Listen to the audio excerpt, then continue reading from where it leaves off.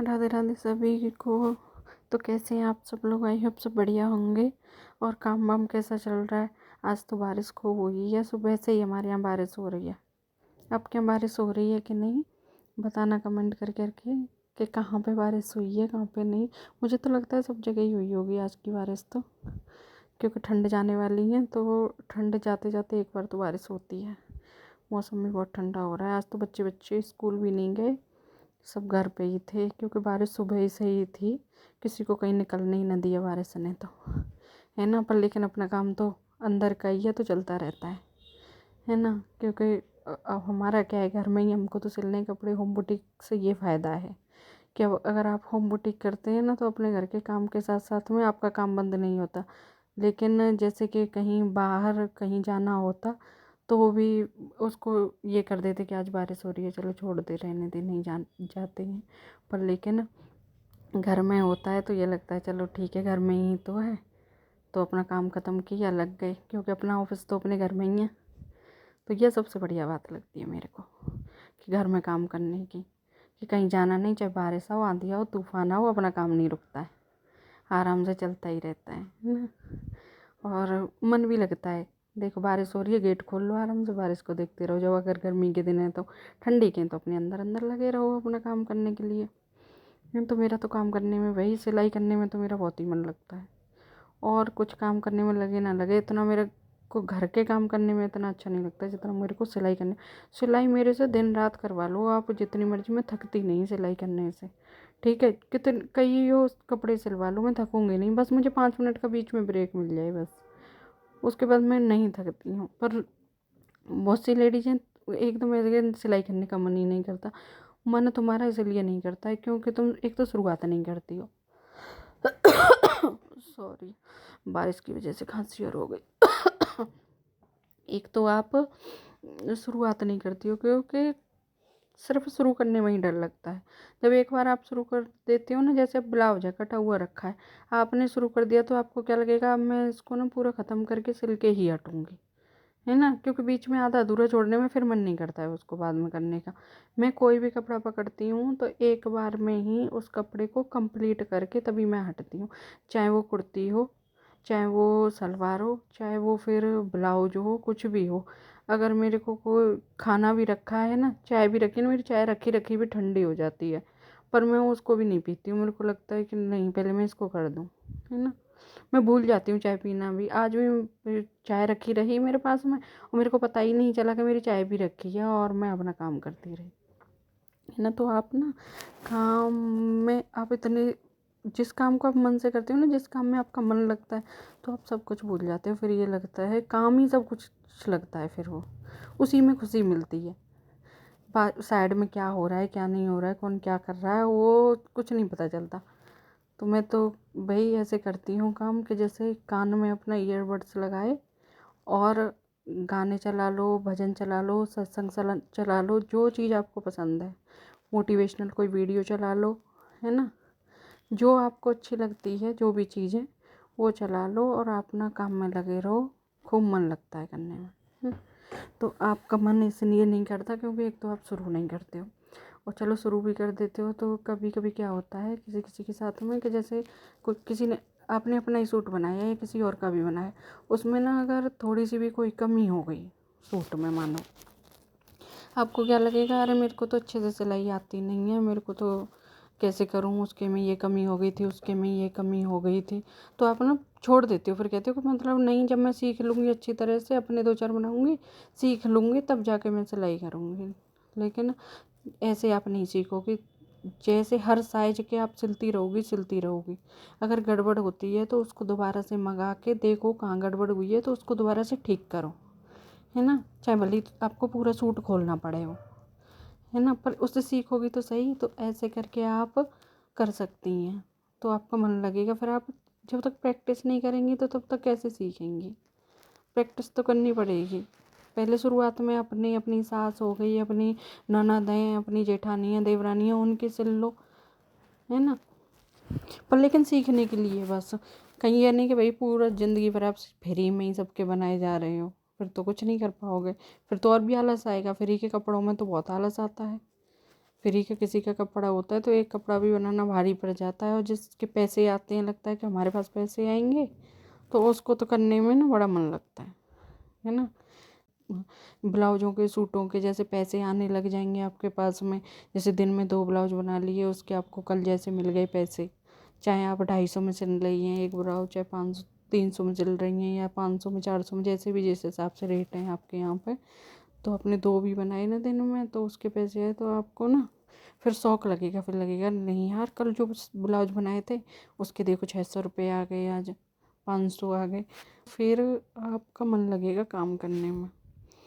तो ऐसे ही जब पैसा आने लगता है ना, तो अपने आप ऑटोमेटिक मन लगने लगता है, फिर ऐसा लगता है कि जल्दी से मशीन पे कब बैठे हम, कब काम करना शुरू करें अपना जल्दी से। और फ्री में तो देखो यही होता है कि फ्री का कोई कपड़ा होता है तो हम उसको, मेरा भी मन नहीं लगता फ्री का भी तो सिलने में, भाई 10-10 दिन तक, 15-15, 20-20 दिन तक पड़ा ही रहता है, कहती हूँ नहीं अभी टाइम नहीं है, अभी नहीं बनाया, अभी नहीं बनाया, ऐसे कर करके पड़ा रहता है ना। और लेकिन अगर मेरे पास किसी कस्टमर का कपड़ा आता है, तो चाहे भले ही वो शाम को दे के गई है, उसको सुबह चाहिए, मैं दे दूँगी बना के, क्योंकि रेट भी फिर उसी हिसाब से मिलते हैं हमको, अर्जेंट के हिसाब से। जैसे आप 300 ले रहे हो, तो आपको अर्जेंट में देना है तो 400 आप मांगोगे, 400 वो दे के जाता है, तो बढ़िया लगता है कि चलो अर्जेंट के, तो हम 1-2 काम अपना छोड़ भी देते हैं उसमें, कि चल आज ये पोछा नहीं मारेंगे, या फिर आज ये काम नहीं करेंगे, चलो सुबह की सब्जी रखी है तो सब्जी नहीं बनाएंगे, है ना। तो कुछ ऐसा ऐसा कर देते हैं हम कि मतलब उस कपड़े को कंप्लीट करके देते हैं। और या फिर खाना, जैसे कि चलो कोई नहीं, कुछ हल्का फुल्का बना दो, आज आज अर्जेंट का कपड़ा आया हुआ है, उसको कंप्लीट कर देते हैं, है ना। तो हम रास्ता निकाल लेते हैं, क्योंकि भाई पैसे आ रहे हैं उसमें, तो मन भी लगता है। और अर्जेंट के कपड़े सही रहता है कि तुरंत हो जाते हैं, और तुरंत पहुंच भी जाते हैं, और तुरंत पैसे भी आ जाते हैं, तो अर्जेंट वाले मेरे को ज़्यादा अच्छे लगते हैं। बस इतने अर्जेंट के ना हो कि बस 1-2 घंटे में ही देना है, इतना हो कि कल 1-2 सूट ऐसा रोज का आ जाए कि कल देना है करके, तो वो मेरे को बड़ा अच्छा लगता है ना। तो मेरे को तो सिलाई इतनी अच्छी लगती है, इतनी अच्छी, बहुत अच्छी, है ना। पहले क्या था कि मेरे को सिलाई का, कहते नहीं है, ऐस भी नहीं आता था सिलाई का।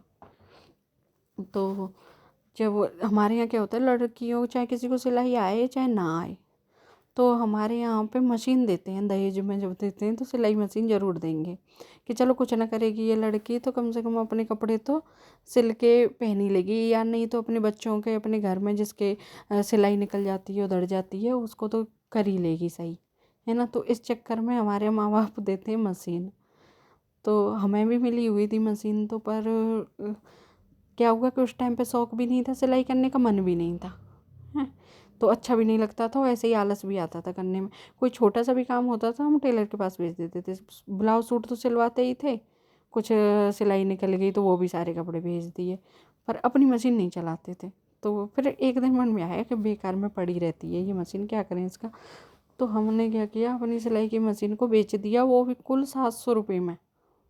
मैंने कहा जाम हो गई है, इसका क्या कबाड़ा हो गई है, अब क्या करेंगे इसका, हैं। तो कुछ दिन बाद फिर बाद में जब मन हुआ, भाई कोई फिटिंग के कपड़े नहीं बना के दे रहा हमारे, कोई कहीं से कुछ कर दे रहा है, कोई कहीं से कुछ कर दे रहा है, अच्छे अच्छे टेलरों से भी सिलवा लिए। तो मैंने कहा नहीं भाई, सिलाई आनी चाहिए, इतना तो आना चाहिए कि चलो कोई टाइट लूज कोई कपड़ा रह गया है तो उसको अपने आप से सही कर लें, या फिर कोई कुर्ती उर्ती लेके आए हैं तो उसको अल्टर कर लो अपने आप से। तो ये लगता था फिर। तो फिर जब सिलाई सीखी, तो अब सिलाई सीखने तो जाते, पर लेकिन मशीन ही नहीं थी पास में। और घर वाले तो अभी बोलो कि मशीन दिलवाने के लिए कि मशीन दिलवा दो, तो कहते थे पहले तो अपनी बेच दी, अब फिर से मशीन मांग रही है, फिर मशीन दिलवाएं इनको, है ना। तो कहने की हिम्मत भी न पड़ती थी कि कैसे कहें कि मशीन दिलवा दो उनको। फिर एक पड़ोसन की मशीन ली, तो सीखने जाती थी, पड़ोसी की मशीन थी, उससे मैंने सिलाई सीखी थी, उसको घर पे रखा। कम से कम उन्होंने ना अपनी मशीन मेरे को 1 साल दे रखी थी, 1 से 1.5 साल तक। तो मैंने उसी पे सिलाई भी सीख ली, और सिलाई करने के बाद मैं कपड़े भी सिलने लग गई। फिर मैं बाहर के, मैंने कम से कम नहीं तो 6 महीने में सिलाई में सीखी थी शायद, नहीं 4 महीने में। और फिर 2-3 महीने तो ऐसे ही फिर अपने ही अपने बनाती थी, कुछ कुछ करती रहती थी उस पर। फिर सिलाई आने लगी थी बाहर की, और जैसे बाहर की सिलाई आने, फिर 1 साल तक मैंने उनकी ही मशीन पे कपड़े सिले थे, हैं सोचो। 1 साल तक चलाई, 1.5 साल चलाई मैंने उनकी मशीन, तब जाके अपनी मशीन खरीदी थी फिर, है ना। फिर एकदम से हाथ साफ हो गया, तब पहले हाथ वाली थी, फिर ये वाली ले ली, फिर क्या कहते हैं इसमें मोटर भी लगवा ली थी।